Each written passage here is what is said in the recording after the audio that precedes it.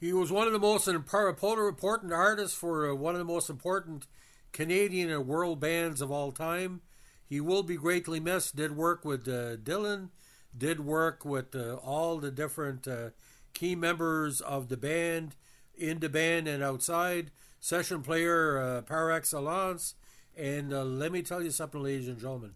Garth Hudson, although he wasn't a household name, he was in Canada, he was a master instrumentalist and will be greatly, greatly missed. He's officially the last surviving member of the band. He's passed away at age 87. Now, according to the Associated Press, Garth Hudson, the band's virtuoso keyboardist and all-around musician, who drew from a unique palette of sounds and styles who added conversational touch to such rock standards as Up on Cripple Creek, The Wake, and Rag Mama Rag, has died at age 87. Today, we sadly say goodbye to Garth Honeyboy Hudson, the last living original member of the band. A statement posted to the band's official X page on Tuesday read, "A musical genius and cornerstone of the group's timeless sound, Garth once said, 'I found some true enjoyment in helping people get to the bottom of their feelings.' Through his music, he did just that, helping us feel more deeply and connect to something greater. Rest easy, Garth." He was the eldest and last surviving member of the influential group that once backed Bob Dylan, according to an obit by the AP. His death was confirmed Tuesday by the Canadian press, which cited Hudson's friend Jan Houst. Additional details were not immediately available. Hudson been living in a nursing home in upstate New York. A rustic figure with an expansive forehead and sprawling beard, Hudson was a classically trained performer and self-educated Greek chorus who spoke through piano, synthesizers, horns, and his favorite Lowry organ. No matter the song, Hudson summoned just the right feeling or shading, whether the tipsy clavinet and wah-wah pedal on Up on Cripple Creek, the galloping piano on Rag Mama Rag, or the melancholy saxophone on It Makes No Difference. The only non-singer among 5 musicians celebrated for their camaraderie, texture, and versatility. Hudson mostly loomed in the background, but he did have one showcase, Chest Fever, a Robbie Robinson composition for which he devised an introductory organ solo, the genetic method, an eclectic sampling of moods and melodies that segued into the song's hard rock riff. Now, Robertson, the band's guitarist and lead songwriter, died in 2023 after a long illness. Keyboardist drummer Richard Manuel hung himself in 86. Bassist Rick Danko died in his sleep in 99. And drummer Levon Helm died of cancer in 2012. The band was eventually inducted in the Rock and Roll Hall of Fame some 31 years ago, in 1994. Now, formed in the early 1960s as a backing group for rocker Ronnie Hawkins, who had great success in Canada, the band was originally called the Hawks and featured the Arkansas-born Helm and 4 Canadians recruited by Helm and Hawkins: Hudson, Danko, Manuel, and Robertson. No matter what people tell you, ladies and gentlemen, the band is not an American band. The band is a Canadian band, and like I said, other than the tragically hip and the Guess Who, there is no better. The band mastered their craft through years of performing as unknowns, first behind Hawkins, then as Levon and the Hawks, then as the unsuspecting targets of outrage after hooking up with Dylan in the mid-60s. All joined Dylan on historic tours of 65 and 66. Helm departed midway when he broke with his folk pass and teamed with the band for some of the most stirring and stormiest music of the time, going electric and enraging some old Dylan admirers but attracting many new ones. The group would rename itself the band in part because so many people around Dylan simply referred to his backing musicians as the band. Now, by 67, Dylan, after alleged motorcycle accident, was in semi-seclusion, having allegedly broken his neck in the crash. And he and his group settled in the artist community in Woodstock, New York, that 2 years later would become world-famous thanks to the festival in nearby Bethel. With no album planned, he wrote and played spontaneously in an old pink house outside of town, shared by Hudson, Danko, and Manuel.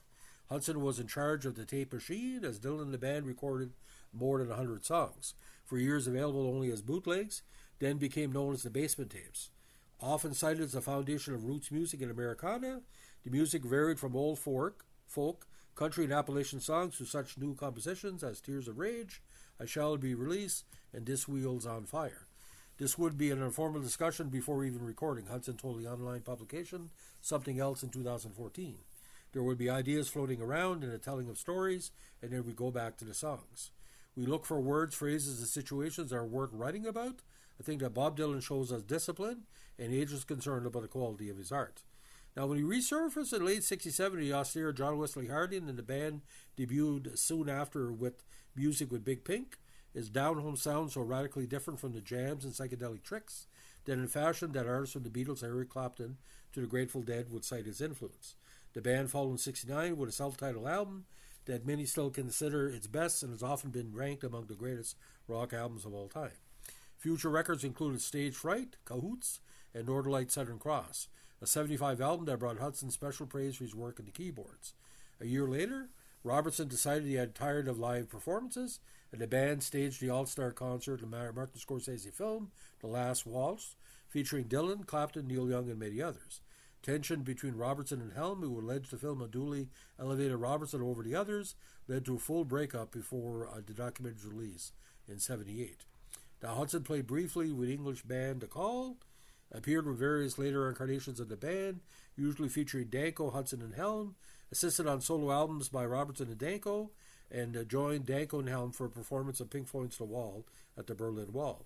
Other session work included records by Van Morrison, Leonard Cohen, and Emmylou Harris, and at the time, I think he did some work with Blue Rodeo. He also organized his own projects, although his first solo effort, The Sea to the North, came out on the day of the September 11 terrorist attacks in New York City.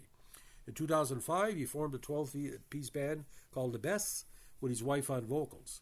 Garth Hudson Presents, a Canadian celebration of the band, was a 2010 tribute featuring Neil Young, Bruce Cockburn, and other Canadian musicians. In recent years, Hudson struggled financially. He had sold his interest in the band to Robertson and went bankrupt several times. He lost one home to foreclosure and saw many of his belongings put up for auction in 2013 when he fell behind on payments for storage. Hudson's wife, Maud, died in 2022. They had a daughter, Tammy Zoe Hill.